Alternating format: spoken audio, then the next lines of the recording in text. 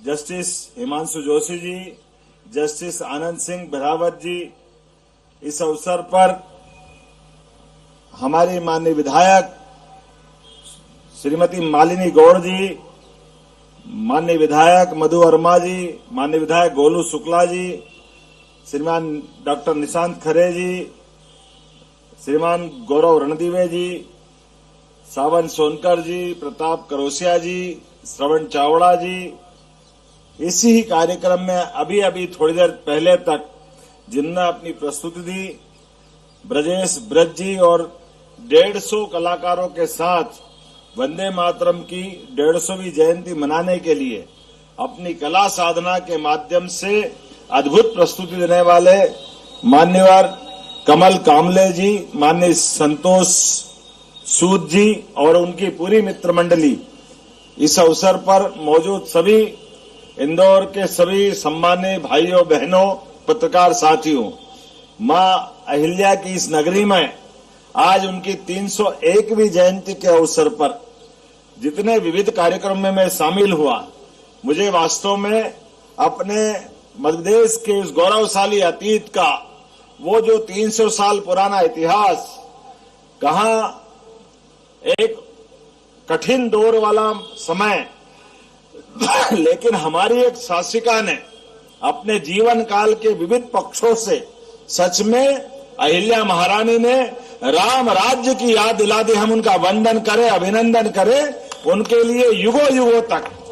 सदैव भारत का अतीत गौरवशाली पृष्ठ गौरवान्वित होता रहेगा। हमारे लिए सौभाग्य की बात है, मल्हारराव जी की वो बहू जिनने अपने जीवन के कई कष्टों में हर बार अपनी चट्टान की तरह उनके जीवन के प्रत्येक पृष्ठ स्वर्णिम पृष्ठ में बदले, जिनको स्मरण करते ही रोमांच आ जाता है। और वो उस सत्ता के खिलाफ जो एक तरफ देव संस्कृति के सारे देवालयों को नष्ट भ्रष्ट करते रहे, लेकिन उन्हीं के समय उन व्यवस्थाओं के बावजूद भी सीमित अपने शासन तंत्र के बाद भी बड़ी बड़ी राज सत्ताओं के सामने आदर्श उदाहरण हमारे लिए, चाहे वो 17 बार जिस सोमनाथ के मंदिर पर महमूद गजनवी ने जो आक्रमण किया है, वो आज हमारा ज्योतिर्लिंग दुनिया के सामने जिस प्रकार से खड़ा है, हमें गर्व है। मालवा की साम्राज्य अहिल्या माता का योगदान उसमें बहुत बड़ा है, जिनने हमको वो गौरवान्वित किया। और क्या सोमनाथ, क्या विश्वनाथ, क्या महाकाल, हरेक नगर, हरेक जगह जहां जहां हमारे अपने सांस्कृतिक मान बिंदु हैं,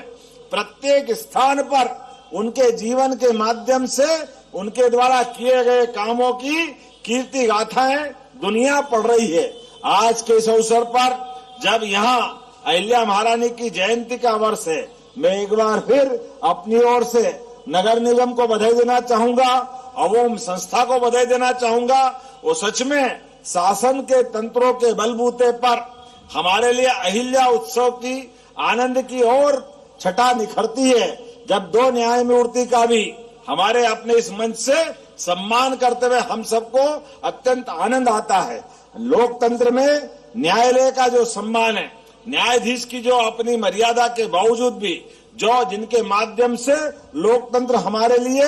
लोकतंत्र के महत्वपूर्ण एक पिलर के रूप में, वो सब अपनी भावनाओं के बलबूते पर यशस्वी प्रधानमंत्री के नेतृत्व में आज न्यायालय और न्यायालय के दिए गए निर्णय को कार्यान्वित करने का दम भी अगर किसी में है तो यशस्वी प्रधानमंत्री नरेंद्र मोदी जी में जोरदार अभिनंदन करें, जिनको हमने सबने, चाहे अयोध्या का भगवान राम का निर्णय का मामला हो, अब न्यायालय भी अटकाते लटकाते नहीं है, भटकाते भी नहीं है, सुस्पष्ट नीति के बलबूते पर दूध का दूध पानी का पानी करते हैं। मुझे इस बात की प्रसन्नता है, क्या भगवान राम का वो धाम, माता सरयू के किनारे के अयोध्या धाम, और वर्तमान के समय में धार के अंदर भी भोजशाला में मां वाघ देवी के लिए जो निर्णय किया गया, मुझे इस बात की प्रसन्नता है। यशस्वी प्रधानमंत्री के नेतृत्व में देश भर में सुशासन का माहौल बन रहा है। ऐसे समय में आर्कियोलॉजी और कई प्रकार के प्रमाणों के बलबूते पर जो निर्णय लिए गए, हमारी सरकार ने प्रतिबद्धता के बलबूते पर उनको लागू करने का निर्णय भी किया है। और आज के समय में जब मैं अहिल्या महारानी को याद करता हूं तो सच में रोम रोम रोमांचित हो जाता है। आनंद के साथ माता का वो इतिहास हमको भगवान राम का, सम्राट विक्रमादित्य का, ऐसे कई गौरवशाली शासकों का याद दिलाते हुए हमारे लोकतंत्र के प्रति, अपने काम के प्रति और कर्मठता से कार्य करने का संकल्प और हौसला देता है। आइए हम सब एक बार फिर उनका जयकारा करते हुए इस पूरे आयोजन का आनंद ले। मैं इंदौर प्रशासन सहित कल्चर मिनिस्ट्री को भी बधाई देना चाहता हूं और उम्मीद करेंगे, जैसे कि मैंने पहले कहा है, हमने अपनी